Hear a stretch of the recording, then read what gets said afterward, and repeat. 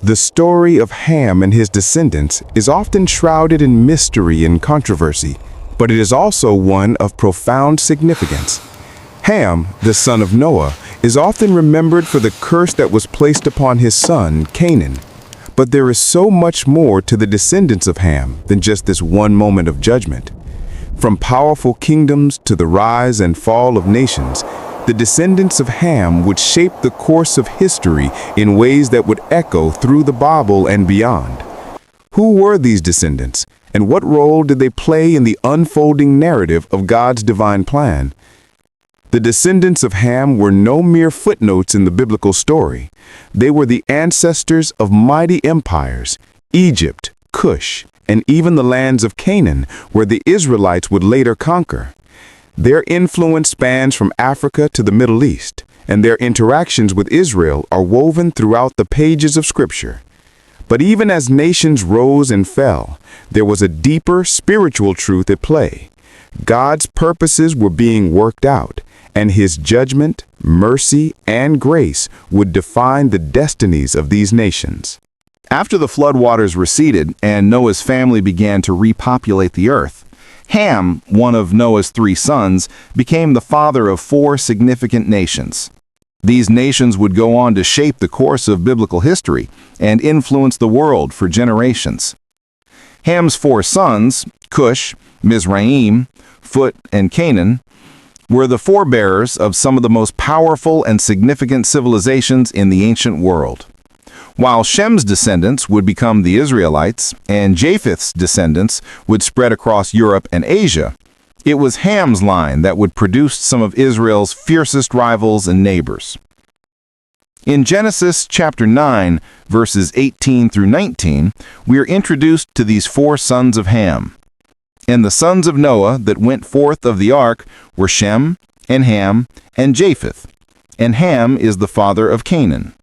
These are the 3 sons of Noah, and of them was the whole earth overspread. This verse not only gives us the names of Ham's sons, but also underscores the broad influence of his descendants in the world after the flood. From Cush in the south to Canaan in the west, Ham's sons established nations that would leave an indelible mark on the history of God's people. Cush, the eldest son of Ham, is often associated with the ancient kingdom of Ethiopia, one of the most powerful civilizations of the ancient world.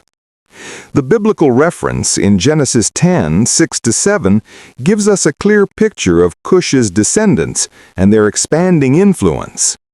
And the sons of Ham, Cush, and Mizraim, and Phut, and Canaan, and the sons of Cush, Seba, and Havilah, and Sabtah, and Raamah, and Sabteka, and the sons of Raamah, Sheba, and Dedan.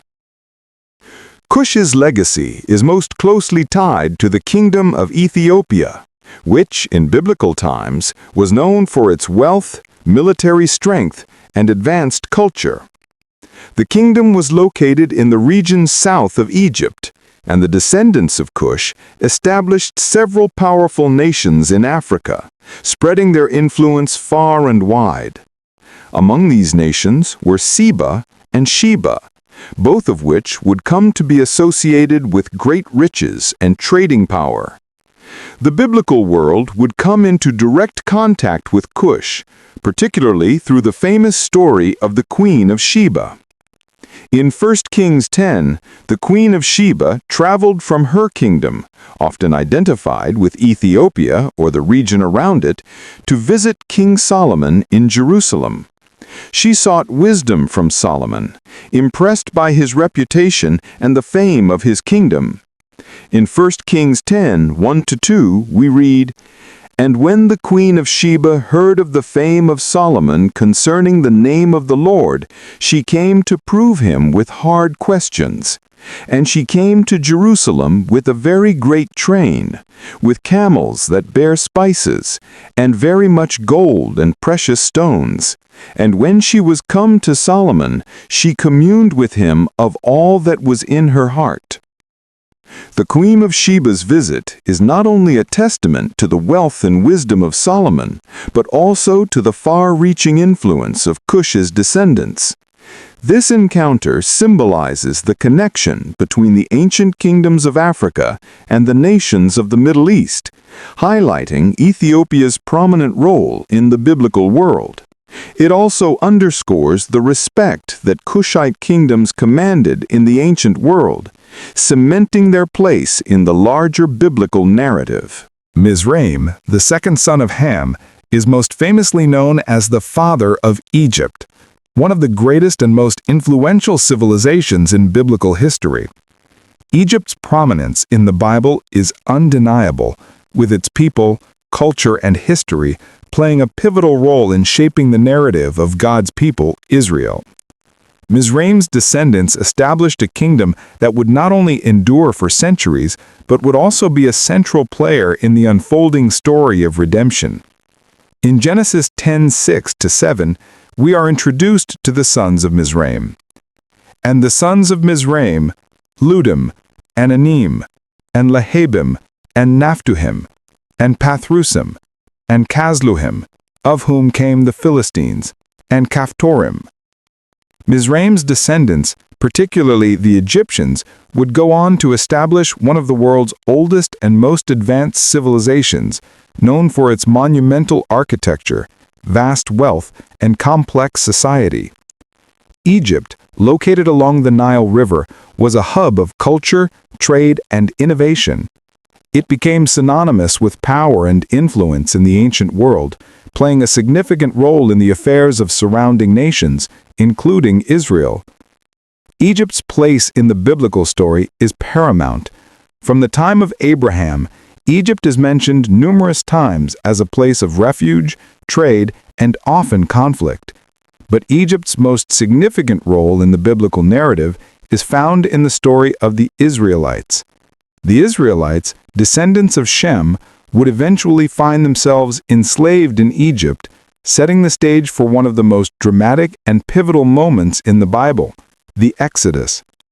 In Exodus 1, we learn that the Israelites, who had originally come to Egypt during a time of famine under Joseph, were now living in oppression.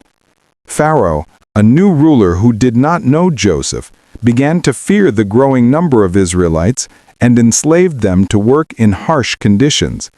This marked the beginning of Israel's bitter and prolonged period of slavery in Egypt.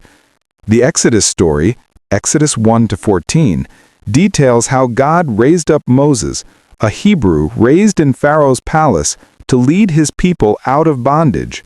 Through a series of miraculous events, including the 10 plagues that God brought upon Egypt, Pharaoh finally relented and the Israelites were freed. The Exodus is a defining moment in the Bible, demonstrating God's power to deliver his people and his commitment to keeping his promises. It marks the beginning of Israel's journey to the Promised Land and their covenant with God. Moreover, Egypt's role as a rival and oppressor of Israel would continue throughout biblical history, with Egypt often depicted as a symbol of idolatry, oppression, and opposition to God's will. The Egyptian pharaoh who hardened his heart against God represents the stubbornness of human pride in the face of divine will. However, Egypt's interaction with Israel was not solely of oppression. The relationship between Egypt and Israel had moments of peace and cooperation as well. Egypt was often a place of refuge during times of famine, as seen when Abraham and later Joseph and his brothers traveled to Egypt for help, Genesis 12 and Genesis 42. These interactions remind us that Egypt's role in the Bible was multifaceted, symbolizing both God's judgment and his mercy. Phut, the third son of Ham, is often associated with regions of North Africa, particularly Libya, a land known for its vast deserts, coastal cities, and strategic position along the Mediterranean. While Phut's descendants are not as prominently featured in the Bible as those of his brothers, their influence was still significant, particularly in the military and geopolitical context of the ancient world. In Jeremiah 46 verse 9, we are given a glimpse of Phut's descendants in the context of war and battle. "Come up, ye horses, and rage, ye chariots, and let the mighty men come forth, the Ethiopians and the Libyans that handle the shield, and the Lydians that handle and bend the bow." This verse places Phut's descendants alongside the Ethiopians, Lydians, and Ethiopians as formidable military forces. The reference to the Libyans in this passage highlights their role as soldiers and warriors in the ancient world, known for their prowess in battle and their contributions to various military campaigns, particularly in regions bordering Egypt. Phut's descendants were most likely settled in the area known today as Libya, and perhaps parts of Tunisia and Algeria. This region had strategic importance in the ancient world, particularly as a crossroads for trade and military movements between Egypt, the Mediterranean, and sub-Saharan Africa. The Libyan people, descendants of Phut, were often called upon as mercenaries or allies in conflicts between great powers such as Egypt and Israel. Phut's descendants' role in the military sphere is also reflected in the alliances and conflicts they had with Egypt and Israel. In Ezekiel 30, verse 4, we see the Libyans mentioned in connection with Egypt's military. "And the sword shall come upon Egypt, and great pain shall be in Ethiopia. And they shall take away her multitude, and her foundations shall be broken down." The Libyan tribes were sometimes involved in Egypt's military campaigns, and were called upon to assist Pharaoh in various conflicts. This involvement often placed them in direct opposition to Israel, especially during times when Egypt sought to maintain its dominance over the region. However, Phut's descendants also interacted with Israel in a way that demonstrated their value as both allies and adversaries. The Bible does not focus on these interactions as much as it does with Egypt or Canaan, but we can infer from the historical context that Phut's descendants, as part of the broader North African region, were likely part of the alliances and strategic maneuvers involving Egypt, Israel, and other surrounding nations. Among Ham's 4 sons, Canaan is perhaps the most significant and certainly the most controversial. Canaan's legacy is closely tied to the nations that descended from him, known as the Canaanites, who would play a central role in the Bible's narrative, particularly in the context of the Israelites' conquest of the Promised Land. The Canaanites' eventual subjugation by the Israelites and the curse pronounced upon Canaan makes his story both tragic and pivotal in the history of God's people. In Genesis 9:25, following Ham's sin, Noah pronounces a curse upon Canaan. And he said, "Cursed be Canaan, a servant of servants shall he be unto his brethren." This curse, given after Ham's dishonor of Noah, is unique in that it targets Canaan, the son of Ham. It foretells the future of Canaan's descendants, who would be subjugated by the descendants of Shem and Japheth. The curse is not just a personal punishment for Ham, but a prophetic declaration about the nations that would arise from Canaan, nations that would later become enemies of Israel. The descendants of Canaan, also known as the Canaanites, would go on to form several prominent nations, which are listed in Genesis 10:15 through 18. And Canaan begat Sidon, his firstborn, and Heth, the Jebusite also, and the Amorite, and the Girgasite, and the Hivite, and the Archite, and the Sinite, and the Arvadite, and the Zemarite, and the Hamathite. And afterward were the families of the Canaanites spread abroad. These nations, the Hittites, Amorites, Jebusites, Perizzites, Girgasites, Hivites, Archites, Sinites, Arvadites, Zemarites, and Hamathites, were the various Canaanite tribes that inhabited the land of Canaan, the very land that God had promised to Abraham and his descendants. Over time, the Canaanites became known for their idolatry, wickedness, and immorality, which included practices such as child sacrifice, temple prostitution, and the worship of false gods like Baal and Asherah. Because of their sinful behavior, God decreed that the land would be taken from them and given to the Israelites. In Genesis 15:16, God tells Abraham that the iniquity of the Amorites, one of the key Canaanite tribes, was not yet complete, meaning God would wait for the full measure of their wickedness before executing judgment.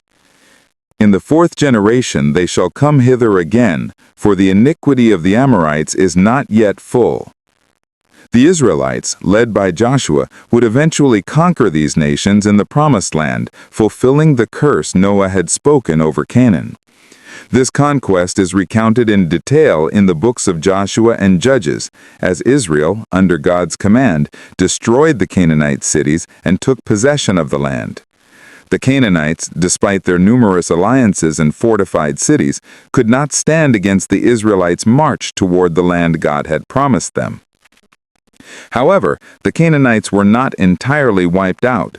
Some of them were allowed to live as servants to the Israelites, in accordance with Noah's curse. In some cases, the Israelites even made treaties with the Canaanites, as seen in the story of the Gibeonites, Joshua 9. The Gibeonites, a Canaanite people, deceived the Israelites into making a peace treaty with them. This act of deception would later lead to complications for Israel. Even though the curse on Canaan and his descendants seemed to be one of judgment, it is important to note that the door for repentance was never completely closed. In Joshua 2, verses 9 through 13, the story of Rahab, a Canaanite woman from Jericho, illustrates the possibility of redemption. Rahab, despite being a Canaanite and a prostitute, hid the Israelite spies and declared her faith in the God of Israel, which ultimately saved her and her family during the destruction of Jericho. Rahab's faith led her to be included in the genealogy of Jesus Christ in Matthew chapter 1, verse 5, a stunning example of God's grace even for the descendants of Canaan. The story of Rahab, a Canaanite woman, stands as one of the most powerful examples of redemption in the Bible. Despite being born into the cursed lineage of Canaan, Rahab's faith in the God of Israel transformed her life and her destiny. Her story is a testament to the profound truth that no matter one's background or past, God's grace can reach anyone who turns to Him in faith. Rahab's most notable act of faith came when the Israelites, under the leadership of Joshua, were preparing to take possession of the Promised Land. Jericho, a major city of the Canaanites, stood in their way. The Israelite spies, sent to scout the city, found refuge in Rahab's house. The king of Jericho had heard of the spies and sent men to capture them, but Rahab, risking her life, hid the men and sent the king's soldiers on a wild goose chase. In Joshua 2, verses 9 through 13, Rahab speaks to the spies, revealing the depth of her faith in the God of Israel. And she said unto the men, I know that the Lord hath given you the land, and that your terror is fallen upon us, and that all the inhabitants of the land faint because of you. For we have heard how the Lord dried up the water of the Red Sea for you when ye came out of Egypt, and what ye did unto the two kings of the Amorites that were on the other side Jordan, Sihon and Og, whom ye utterly destroyed. And as soon as we had heard these things, our hearts did melt, neither did there remain any more courage in any man because of you. For the Lord your God, He is God in heaven above and in earth beneath. Now therefore, I pray you, swear unto me by the Lord, since I have shewed you kindness, that ye will also shew kindness unto my father's house, and give me a true token, and that ye will save alive my father, and my mother, and my brethren, and my sisters, and all that they have, and deliver our lives from death. Rahab's declaration is not just a recognition of Israel's military prowess, but a profound confession of faith. In her words, she acknowledges that the Lord your God, He is God in heaven above and in earth beneath, recognizing the God of Israel as the one true God. In that moment, Rahab, a Canaanite woman from a cursed lineage, placed her trust in the God of Israel and defied the wickedness of her people. In response, the spies promised to protect her and her family when the Israelites attacked Jericho. Rahab's faith and actions marked a turning point in her life, for she was not only spared from the destruction of Jericho, but also included in God's redemptive plan. The scarlet cord she hung from her window served as a sign of her faith and obedience, and it became the means through which she and her family were saved. When the Israelites destroyed the city, Rahab and her family were spared, fulfilling the promise made by the spies. Joshua 2, verses 22 through 23. But Rahab's story does not end with the fall of Jericho. Her redemption is further highlighted when we trace her legacy in the genealogy of Jesus Christ. In Matthew 1, verse 5, Rahab is explicitly mentioned as part of the family line of David. And Salmon begat Boaz of Rahab, and Boaz begat Obed of Ruth, and Obed begat Jesse. Rahab, a Canaanite prostitute, becomes the great-great-grandmother of King David, a man after God's own heart, and a direct ancestor of Jesus Christ. This inclusion in the genealogy of Jesus Christ is a stunning demonstration of God's grace. It shows that despite her past, her faith in God changed her destiny and allowed her to become part of the messianic line. Rahab's story illustrates the transformative power of faith, even for those from the most unlikely of backgrounds. The descendants of Ham, Cush, Mizraim, Phut, and Canaan, form a vital part of the biblical narrative, each contributing to the unfolding story of humanity's relationship with God. From the great kingdoms of Cush, Ethiopia, and Egypt, Mizraim, to the strategic military alliances of Phut, Libya, and the contentious nations of Canaan, these nations shaped the world around Israel in significant ways. The influence of these descendants is evident not only in their conflicts with Israel, but also in their interactions with the chosen people of God, as seen throughout the pages of Scripture. Despite the curse pronounced upon Canaan and his descendants, there is a thread of redemption woven into this story. The curse, while a sobering reality of God's judgment, does not define the entirety of the Canaanite legacy. The story of Rahab, a descendant of Canaan, serves as a shining example of God's mercy. Rahab's faith in the God of Israel led to her redemption, and her inclusion in the genealogy of Jesus Christ shows that God's grace is greater than any curse. Rahab's story is a testament to the fact that no matter one's past, faith in God can transform a life, opening the door to redemption and inclusion in His divine plan. God's sovereignty in history is clearly displayed through the descendants of Ham. Even those affected by judgment, such as the Canaanites, are used by God to fulfill His broader purposes. Despite the curses, God does not discard entire nations or peoples. He uses all things, whether blessings or judgments, as part of His divine plan for humanity. The unfolding story of Ham's descendants demonstrate that no one, not even those under a curse, is outside God's sovereign control or His redemptive power. In the grand narrative of the Bible, Ham's descendants play a crucial role in the history of Israel and the world.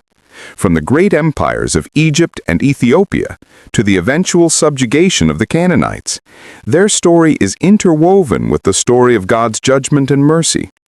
It is through their history that we see the full picture of how God's judgment and grace intertwine to fulfill His divine purpose, and how every nation, regardless of its status or past, is part of God's eternal plan for redemption. Ultimately, the story of the descendants of Ham teaches us that God's redemptive plan extends to all people. It is a reminder that while sin and judgment are real, God's grace is even more powerful, reaching into the lives of those whom the world might consider unworthy. In this way, the descendants of Ham not only contribute to the history of judgment, but also to the greater narrative of God's mercy, showing that His grace is sufficient for all who turn to Him in faith.